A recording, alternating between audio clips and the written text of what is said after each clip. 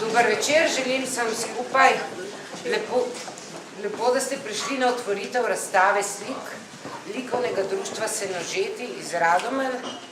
Likovno društvo letos praznuje 10. obletnico svojega delovanja. Precej resno se lotevamo tega našega učenja, te lepe umetnosti.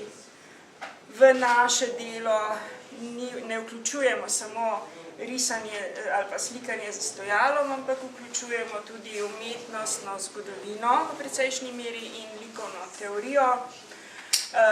Poleg tega pa to podkrepimo še z obiski razstav. Prišli, zahvalil bi se tudi Tadej, da nas je povabila na tole svoje razstavišče. Namreč to je pravzaprav prva razstava Likovnega društva Senožeti nekako izven domačega gnezda v Radomljah. Mogoče bi začetek, čeprav smo v glavnem sami domači, ampak nekaj pa tudi takih, ki nas ne poznajo tako dobro, povedal, kako je sploh pred skoraj 10 leti do tega prišlo.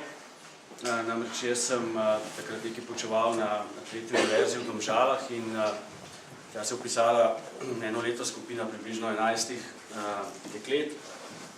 In po kakšnem letu dela tam so rekli, ja, na stole za nas premalo, gremo mi na svoje. In so rekli, če grem z njimi, in smo šli na svoje in smo v Radomljah ustanovili svoje društvo. Se pravi, tokrat se prvič nekako dajemo na ogled izven domačega gnezda. V samo prestolnico smo vdrli,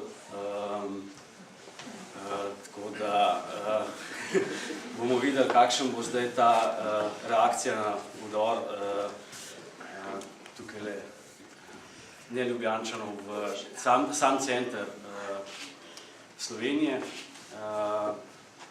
in upam, da bo razstava pač dobro obiskana in da bomo imeli tudi kakšne dobre odmere na nje.